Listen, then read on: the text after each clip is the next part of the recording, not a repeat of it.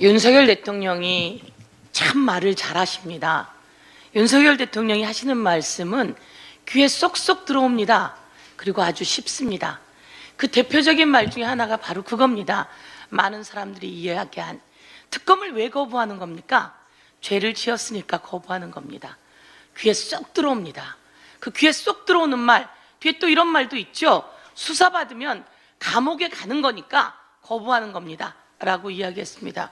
어쩜 그렇게 말을 쉽게 잘했는지 지금 국민들이 전부 다 이야기하지 않습니까? 대통령, 특검을 왜 거부하는 겁니까?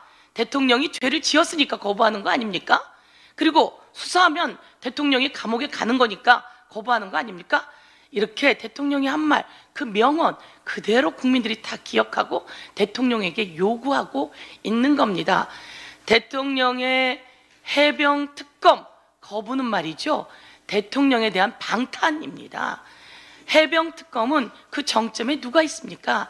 윤석열 대통령과 대통령실이 들어있는 특검입니다. 그런데 그걸 거부합니까? 대통령의 거부권은 이럴 때 행사하는 겁니다.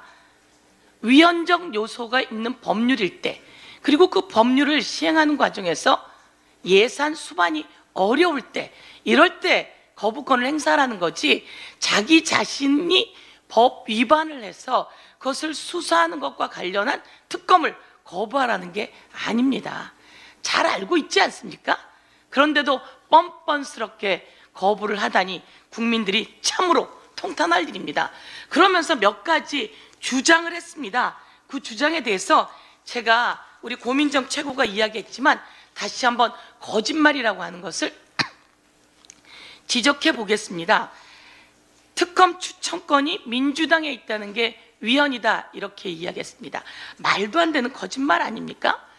내곡동 특검 때도, 그리고 당신께서 박근혜 대통령을 특검으로 수사했던 국정농단 특검 때도 마찬가지로 이 특검 추천권은 야당에만 있었습니다.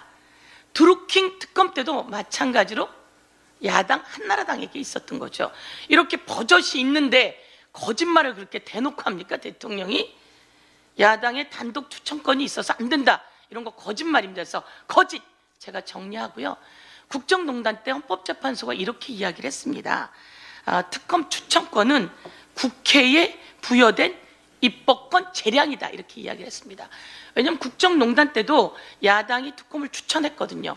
그럴 때 이런 문제가 나왔을 때 헌법재판소가 이 추천권은 입법권 재량이다 라고 이야기를 합니다.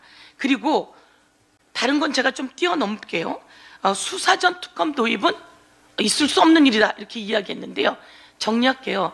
특검 15건 중에요, 수사 중에 특검을 도입한 게 10건입니다. 10건. 그리고 대통령이 대장동 특검하자면서 했을 때는 수사도 하기 전에 특검하자고 주장한 거 아닙니까? 다시 한번 이야기하면 특검 도입한 15건 중에 10건이 수사 중에 도입한 거다라고 이야기를 하고요. 이런 이야기 하잖아요. 수시로 브리핑하는 독소 조항이 들어있다고. 이거 왜 이러십니까? 국정농단 때 수시로 브리핑했던 조항을 특검에 넣어놔서 윤석열 대통령이 국정농단 수사하면서 팀장으로 있으면서 수시로 브리핑하게 했던 거 아닙니까?